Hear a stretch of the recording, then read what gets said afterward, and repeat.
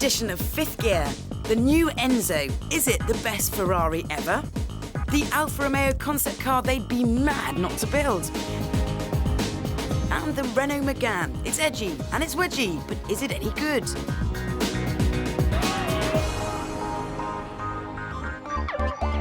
The other week, we sent our 3 most mischievous presenters off for a day trip to the Paris Motor Show. 3 hours on the train, a fiver to get in, and all that Gallic glamour sounded like a good idea to us.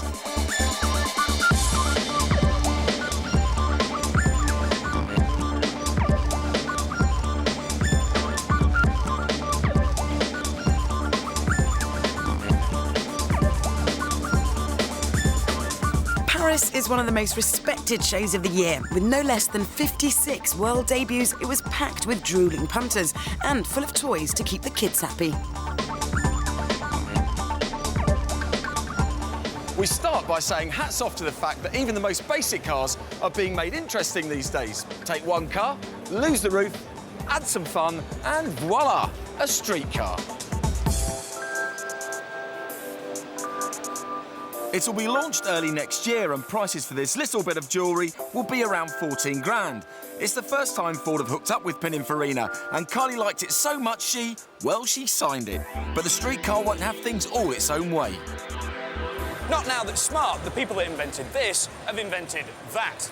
The Roadster. They're calling it the Frog Eye Sprite for the 21st century.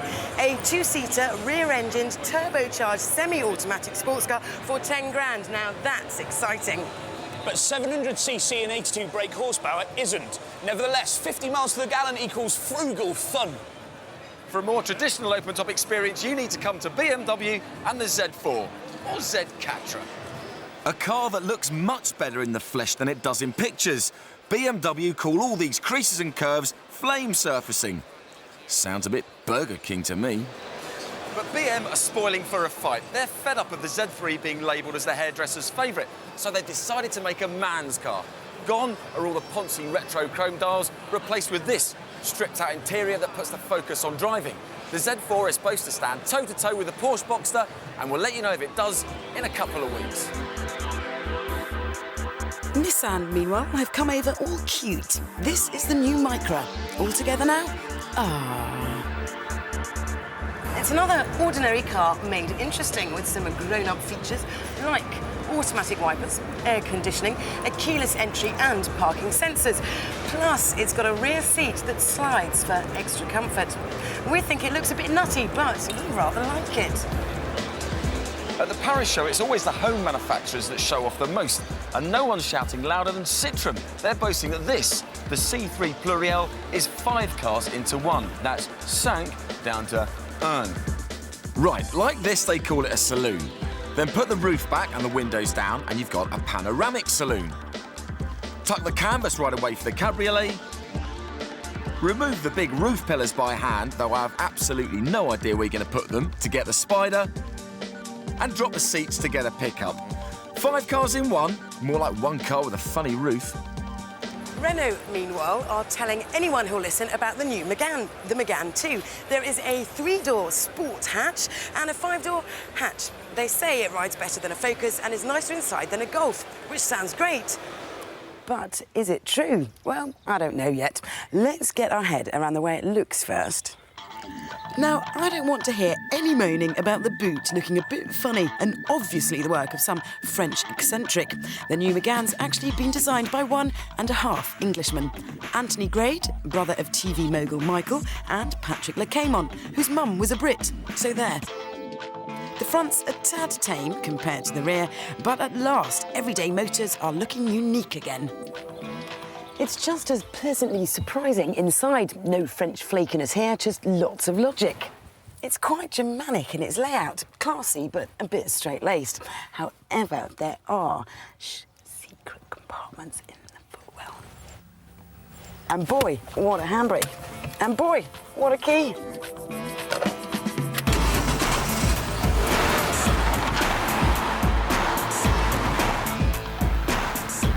The new Megane is the first offspring from the alliance between Renault and Nissan. You're not looking at just a new body, but a whole new platform. In fact, you're looking at the result of 9 million hours work and 1 billion quid's worth of investment.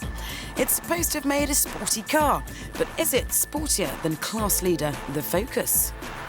No, the Focus is a sharper drive, but I don't think that matters because these cars are driven around towns, not racing tracks.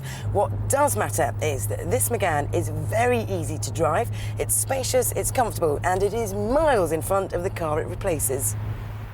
If this 3-door shape is a bit racy for you, Mother, then there's a perfectly handsome 5-door available too. Prices for the whole range start from £10,500 and go up to £15,500.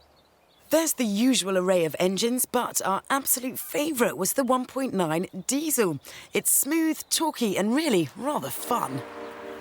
Renault are experts at offering a baffling choice of specifications. There are usually masses of confusing permutations, but don't worry, I'm here to help. Basically, the 3-door sport hatch comes in extreme or dynamique, i.e. nice or nicer. The 5-door comes in authentique, if you're easily pleased. Expression, if you want air conditioning.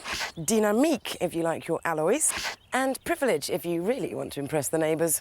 Then you get to choose your options, which come in handy packs like handling, climate, comfort, and luxury leather.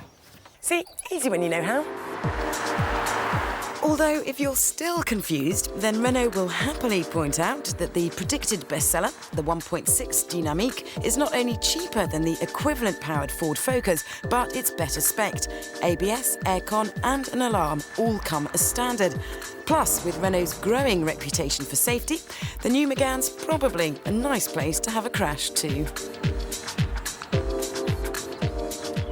The outgoing Megane range is pretty ordinary, but it's still managed to be one of Europe's best sellers. The new Megane, however, is better equipped, cheaper to insure, and much better looking. The world's gonna go nuts for it.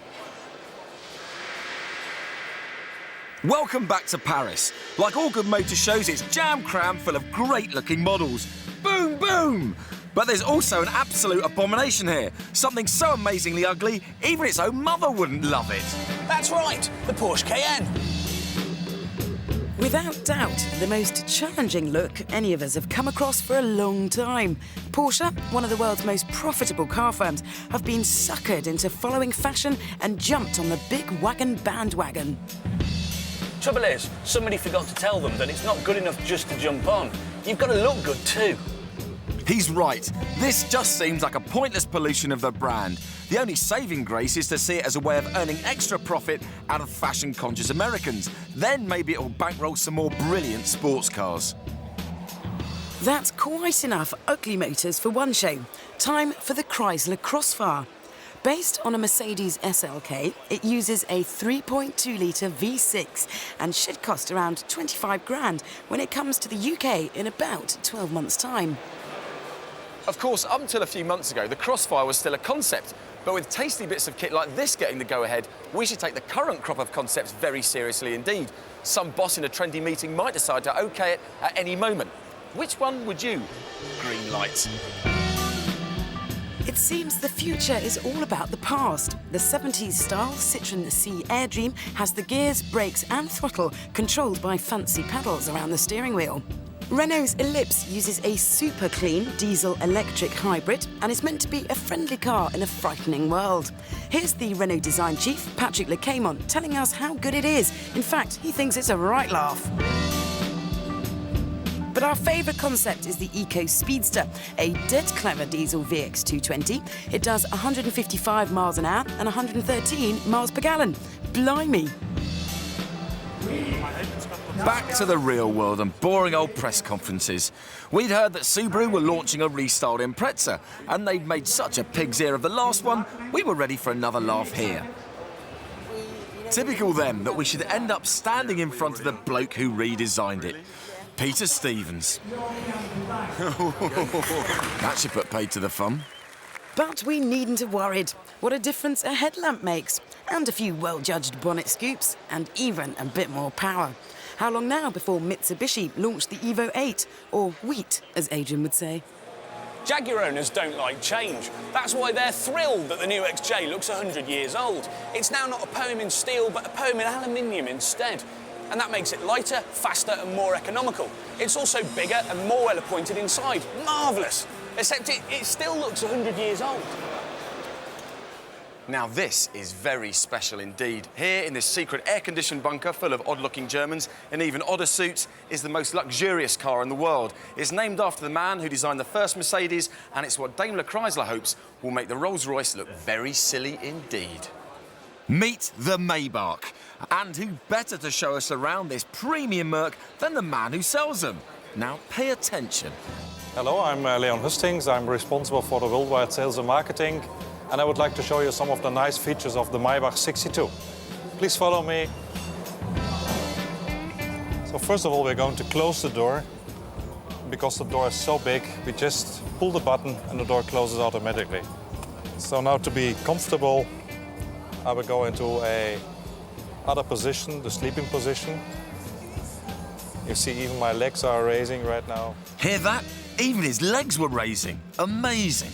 Herr Hustings also told us your Maybach will come with 2 widescreen tellies, typically precision-engineered folding tables, check out that action, a sunroof that contains solar panels, 63 layers of wood on the dash, and the world's most elaborate mobile phone holder.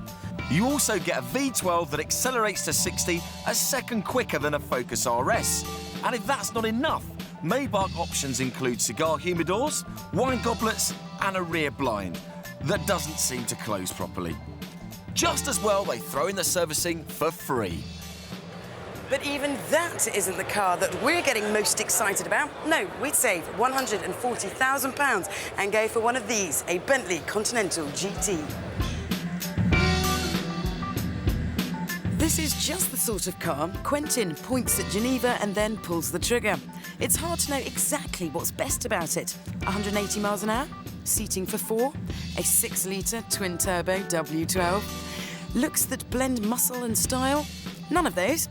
The best thing is that it managed to impress the floppy-haired Ferrari boss, Luca di Montezemolo. Praise indeed. Au revoir, for now, tout le monde.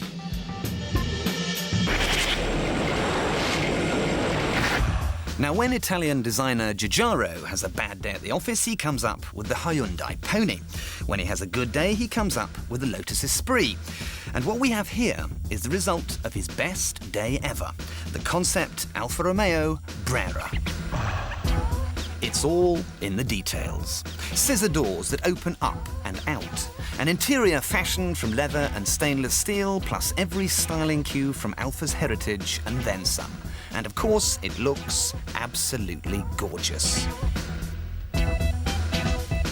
These days, concept cars are a bit goody two-shoes. They're usually very, very green or very, very economical.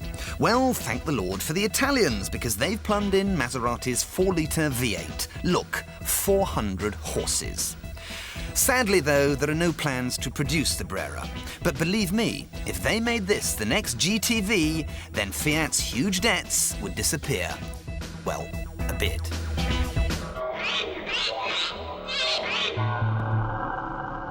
This is my day trip to northern Italy, Modena, Ferrari town. We've been asked to drive the most important new car of them all, the flagship Enzo Ferrari. But first, there's time to soak up the atmosphere, because here there's something for the tifosi around every corner. Filming with Ferrari is a privilege, albeit a uniquely Italian experience. This is just the, well, discussion the PR reps had before we filmed at the factory. But this wasn't my main concern, because me and the test driver don't really get on. I upset the test driver last time I was here in the F50, Dario Bertuzzi. I dared to challenge what gears he was going to use in different corners, and he seems to take it very personally as an insult. He thinks I'm an English idiot, I think. But I wasn't going to let that bother me. Not when there's a £420,000 car to take my mind off it. Only 349 Enzos will be built, the theory being you should always make one less than you think you can sell. It has a V12, 660 horsepower, does 220 miles an hour, and only comes in yellow or red. The funny thing is, you see pictures before you come in magazines, and you get this idea of it, and you You think it looks a bit ugly in the magazines and you start criticising it because, you know, you get a bit picky. And then you see it for real and all the hair stands up on your arms. And it looks stunning.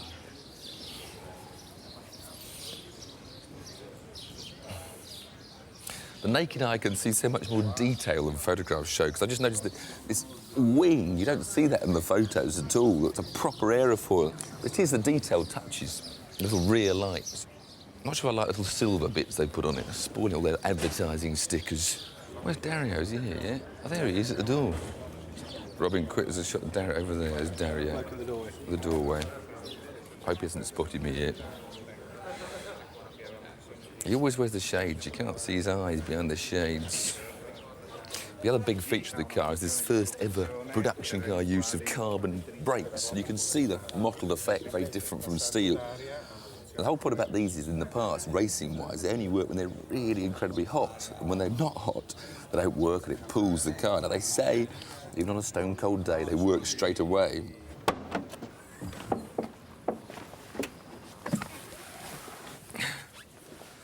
Finally, I'm in an Enzo Ferrari. Apparently, when you buy your own, the pedals can have about 16 different adjustments to suit you. All the basic seats got 16 different sizes. Still slides backwards and forwards manually, mind you. And at long last, when it started with the Ferrari 360, you've now got adjustable steering wheels. Because the days prior to the 360, they were horrible driving positions. Now they're brilliant, fantastic. Real Formula One steering wheel. There's those lights that apparently come on with the revs. You've got all sorts of mode settings here, traction control settings there. Of course, now, as you'd expect with the Ferrari, paddle gear change, up on the right, down on the left. Big start button to fire up that 6-litre V12, which I can see in the rear-view mirror. Very nice. The do's and don'ts briefing is an unwelcome delay before driving, but tells us the day's schedule and gives us a chance to see a film of Mr. Schumacher testing the car for himself on the same circuit.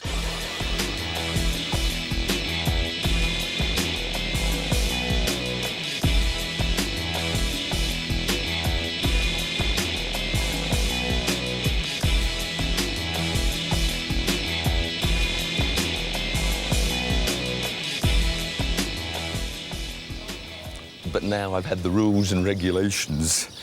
This is the trouble. You should think it's the best job in the world because I get to drive these cars. They've told us we get 5 laps each. I'm not allowed to switch the traction control off. They put a chicane in the very, very short straight here at Fiorano. So there's rules and regulations. I'm OK, it's a £500,000 car, but with the McLaren F1 or the Pagani Zonda, I get a whole day with the car, and at least I can get to feel it. But there's a lot of journalists all over the world. In fact, they've only allowed 8 journalists. Only 1 television presenter from England driving the car, and 8 motoring journalists, so it is fairly exclusive. Our day was shared with the Italian daily press, who went first, followed by the Germans. Well, it has to be said that neither were necessarily pushing the car to its full limit all of the time.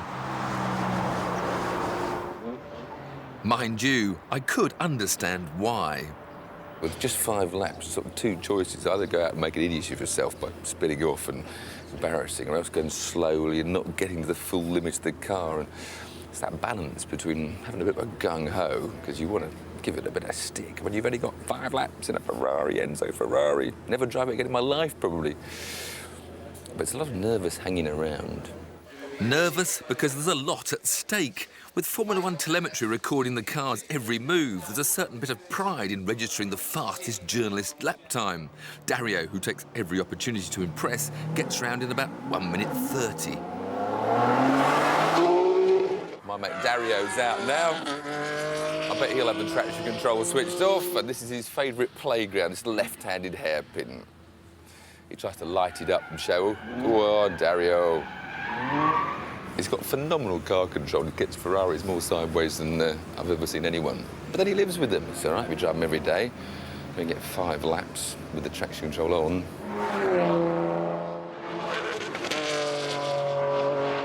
Well, it's 1 o'clock, and in Italy, everything stops for lunch. There's already been about 3 programme changes. I still haven't driven the car. The Germans have got their cameras in this one. They've literally got their towels down first and gone off for a tour of the factory. So I'm just going to have to keep on waiting.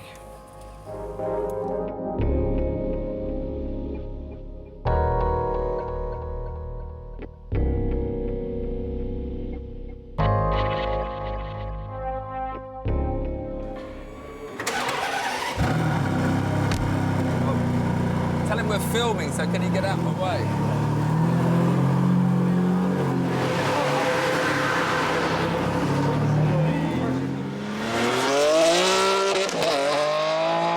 Suddenly at 2:30, they say, lunch is over, you're in. Another change of plan.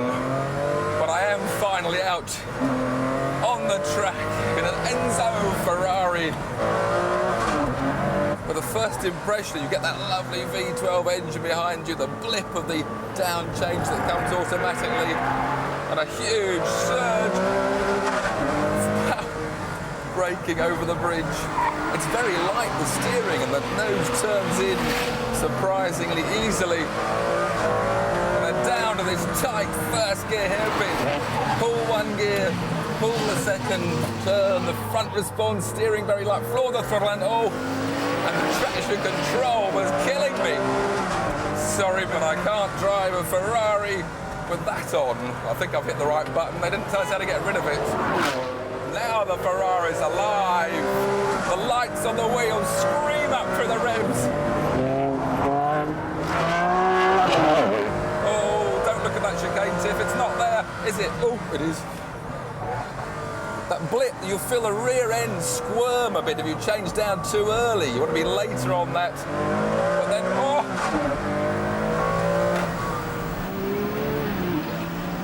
brake, blip, change down later, Tiff. That's what this car wants. Now I haven't got traction. Hit the horn again as I cross my hands. But now the car leaps out of that corner. Heading for this high-speed left-right.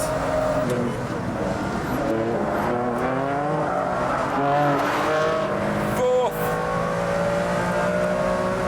Fifth gear. Turning and braking. Clamp on. I can't believe how good the brakes are. But I believe that there's 600 horsepower right underneath my foot.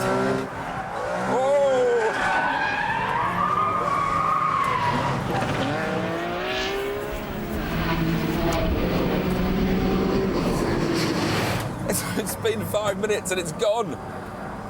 And it's hard to know how to sum up this Enzo Ferrari after a short experience as that, but it's perhaps not as elegant nor as practical as a McLaren F1.